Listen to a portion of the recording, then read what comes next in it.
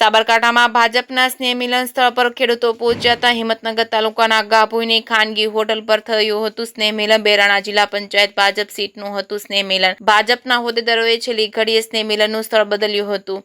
હુડામાં સમાવિષ્ટ 11 ગામના ખેડૂતો હોટલે પહોંચ્યા અને રામધૂન કરી હતી। જ્યાં સંમેલન હશે ત્યાં હુડાની તરફેણ કરનારાઓની સદબુદ્ધિ માટે રામધૂન કરવાનો કાર્યક્રમ નક્કી કરાયા હતા। જેકેસી ગુજરાતી સાથે અશોક નાઈ, સાબરકાંઠા।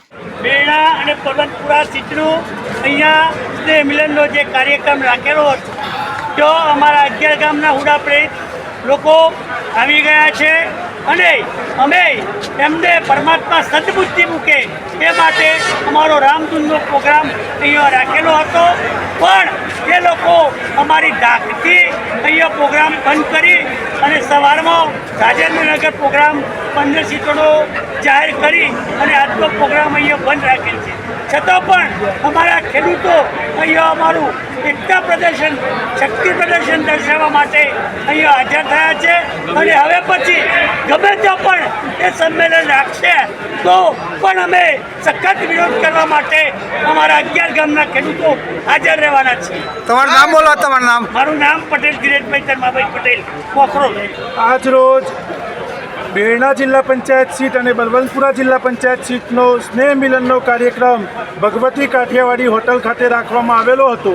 ત્યાં અમે પણ નક્કી કર્યું હતું, અમારા કેટલાક મિસકોલથી બનેલા સભ્યો, સક્રિય સભ્યો અને બધા જ સભ્યો આજે અમે અહીંયા હાજર રહેવાના હતા અને અમારી હુડા અંગેની જે રજૂઆત છે તે રજૂઆત હિંમતનગરની નેતાગીરીને કરવાના હતા શાંતિપૂર્ણ રીતે, પણ અમે આવવાના છે ખબર પડતાં જ આ લોકોએ કાર્યક્રમ રદ કરી દીધો અથવા તો સ્થળાંતર કરીને અલગ સમયે બીજી જિલ્લા પંચાયત સીટ પર કાર્યક્રમ કરી લીધો।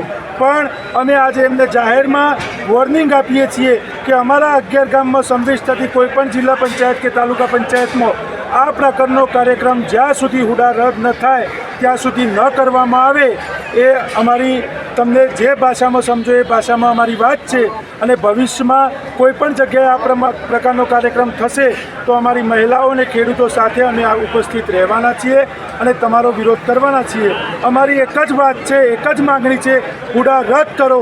ત્યાં સુધી અમે કોઈપણ પ્રકારના નેતાઓ, આજે અમે જાહેરમાં નિર્ણય લીધો છે કે જે પણ આગેવાનો, સહકારી આગેવાનો જેઓ તો અમારા ખેડૂતોના જ આગેવાનો બનીને બેઠા છે એમને પણ વિનંતી કરીએ છીએ કે ખુલ્લું સમર્થન અમને જાહેર કરો, નહીં તો ભવિષ્યમાં અમે તમને પણ અમારા ગામોમાં નહીં આવવા દઈએ।